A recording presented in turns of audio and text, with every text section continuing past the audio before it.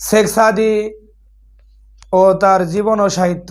মধ্যযুগের অন্যতম প্রভাবশালী ফার্সি কবি শেখ সাদি তার সার্বজনীন মানবতাবাদী চিন্তাধারা এবং গভীর অন্তর্দৃষ্টির জন্য বিশ্বব্যাপী পরিচিত। তার জীবন ও কাজ সাহিত্য জগতে একটি উজ্জ্বল দীপশিখা হয়ে জ্বলে আছে। শেখ সাদির জন্ম ইরানের সিরাজে 12 শতকের শেষভাগে। তিনি ছোটবেলা থেকেই অধ্যয়নরত ছিলেন এবং বিভিন্ন দেশ ভ্রমণ করেছেন। এই ভ্রমণকালে তিনি মানুষের জীবনযাত্রা, সংস্কৃতি এবং সমাজ সম্পর্কে গভীর অনুধাবন করেছেন।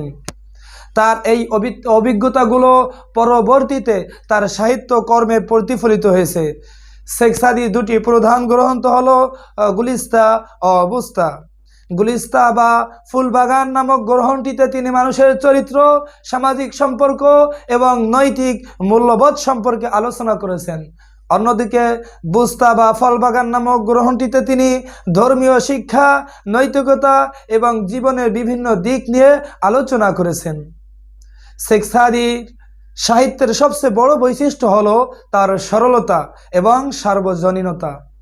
তিনি জটিল বিষয়কেও খুব সহজ এবং সরল ভাষায় ব্যাখ্যা করেছেন। তার কবিতাগুলোতে মানুষের জীবনের সার্বজনীন সত্য তুলে ধরা হয়েছে। তিনি মানুষকে সৎকর্মের দিকে উৎসাহিত করেছেন এবং মন্দ কাজ থেকে বিরত থাকার পরামর্শ দিয়েছেন। শেখ সাদির সাহিত্যের আরেকটি গুরুত্বপূর্ণ দিক হলো তার নৈতিক মূল্যবোধ। তিনি মানুষকে সত্যবাদী, নম্র, দয়ালু এবং সহানুভূতিশীল হতে শিখিয়েছেন। তার লেখাগুলোতে মানবিক মূল্যবোধের প্রতিফলন ঘটে।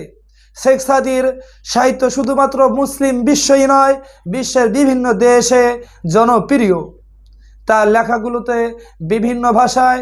লেখাগুলো বিভিন্ন ভাষায় অনুদিত হয়েছে এবং আজও তার কবিতাগুলো মানুষের মনে অনুপ্রেরণা জাগিয়ে তোলে।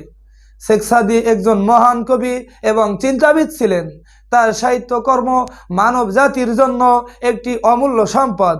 তার লেখাগুলো পড়লে আমরা জীবন সম্পর্কে অনেক কিছু শিখতে পারি।